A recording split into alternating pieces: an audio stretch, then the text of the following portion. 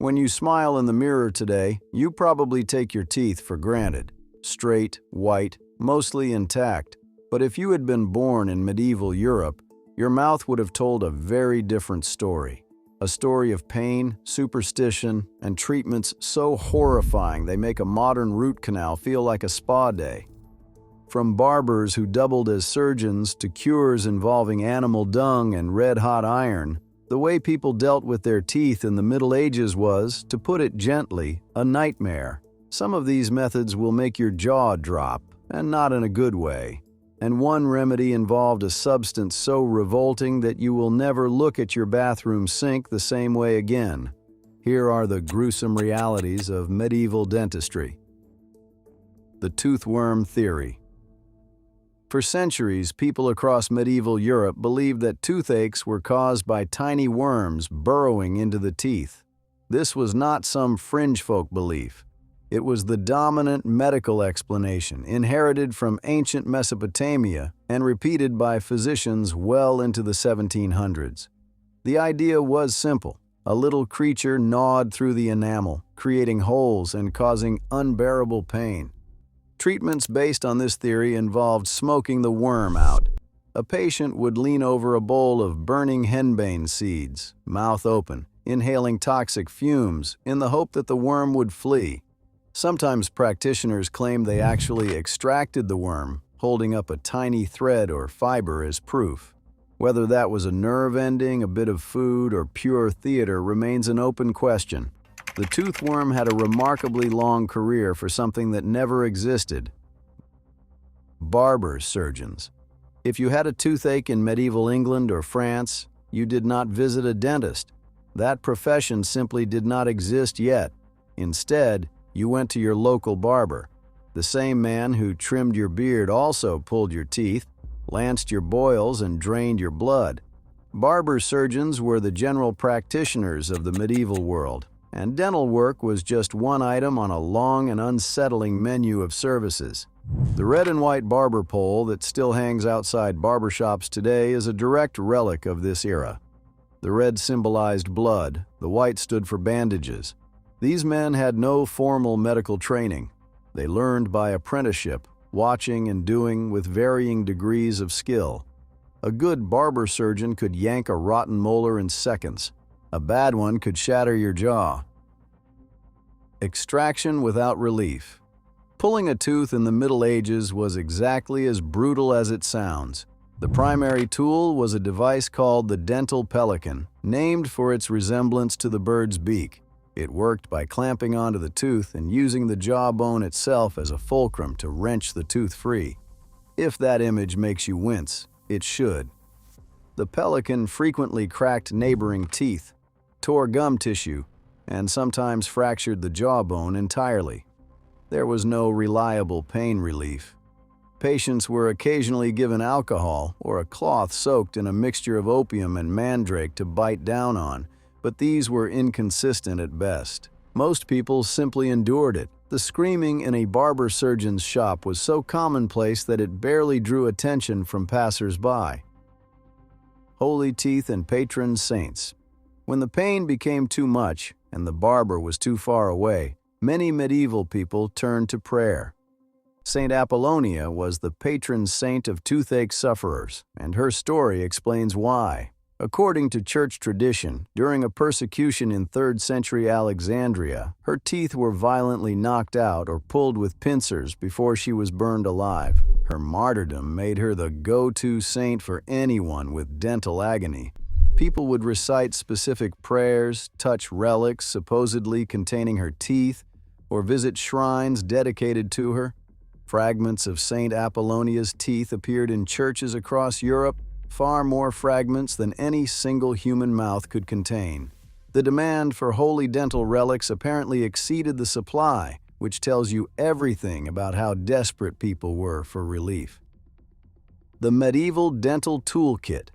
If you could peer inside a barber surgeon's bag in the 1300s, you would find a collection of instruments that looked more suited to a blacksmith's forge than a medical practice. The dental pelican was the workhorse, but it was far from the only tool. There were also dental keys, which resembled a door key with a claw on the end.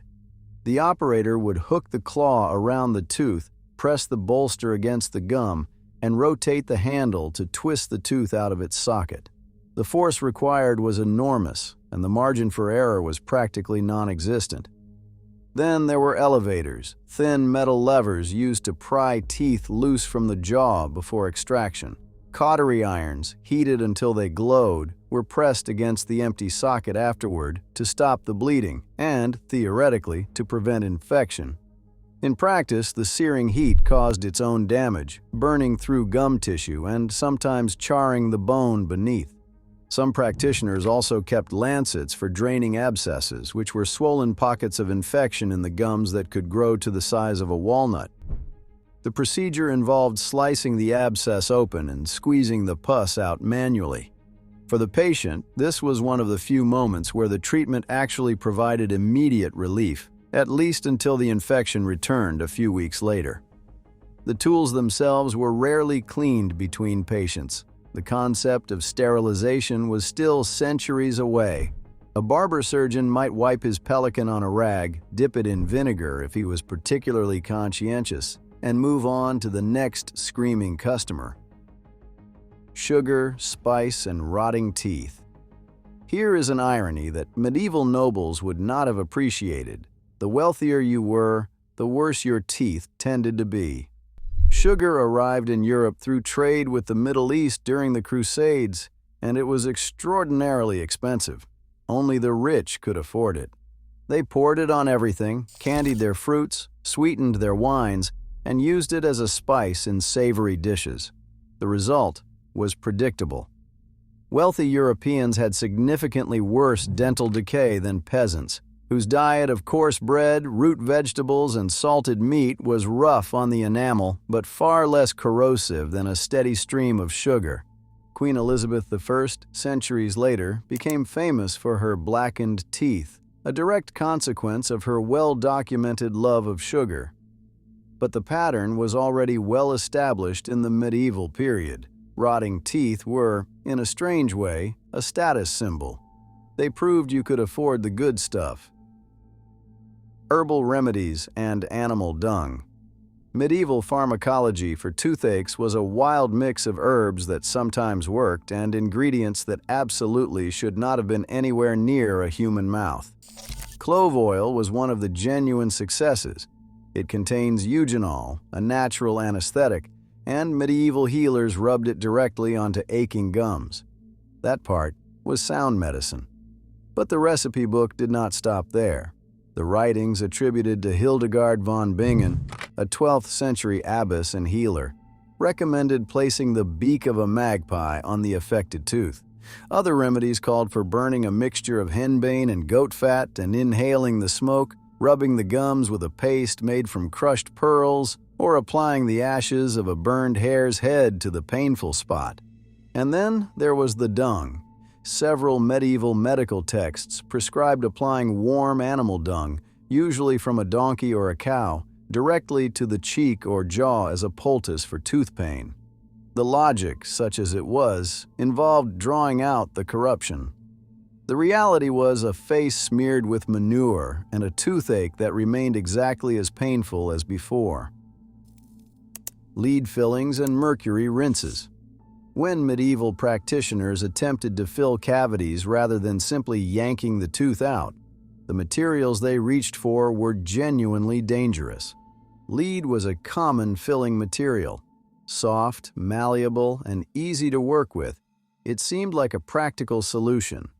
The fact that lead is a cumulative neurotoxin was not understood for centuries. Patients who received lead fillings were slowly poisoning themselves every time they chewed.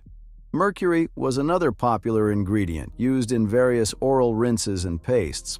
Some Arabic medical texts that circulated in medieval Europe recommended mercury-based amalgams for filling teeth, a practice that, in a heavily modified and regulated form, persisted into modern dentistry.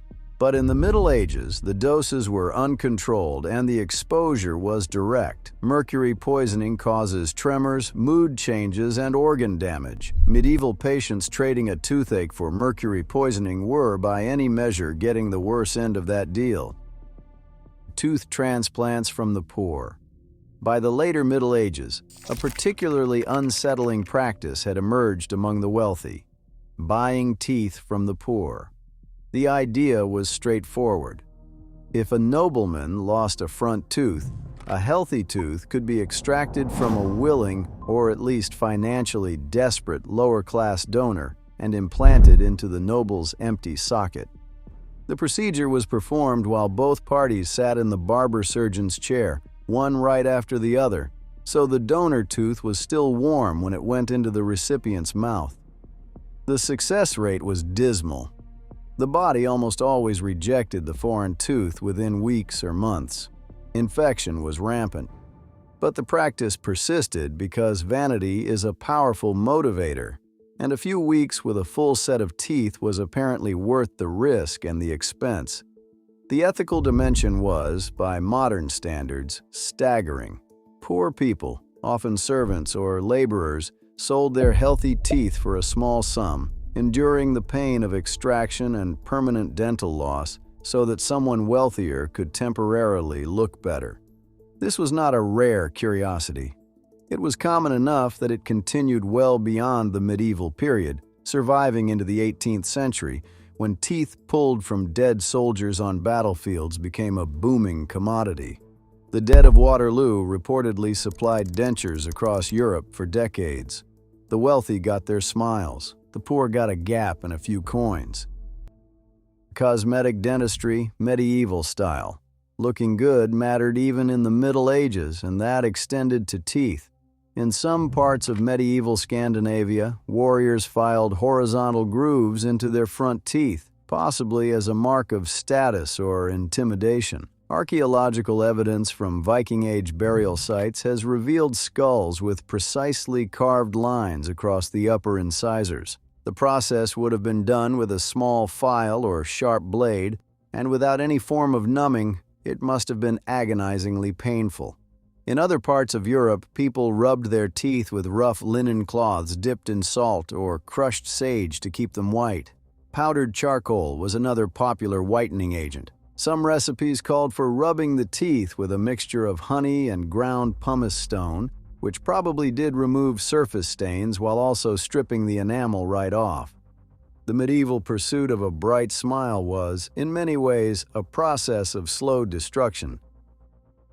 So the next time you sit in a modern dentist's chair and feel a twinge of anxiety, just remember what the alternative used to look like. A barber with a pair of pliers, a prayer to Saint Apollonia, and if you were really lucky, a rag soaked in something that might dull the pain for a few minutes. Medieval dentistry was not just worse than you think, it was worse than you can probably imagine. If you found this video interesting, leave a comment and let us know which medieval dental treatment horrified you the most. And if you have not already, hit subscribe so you do not miss the next deep dive into the disgusting side of history.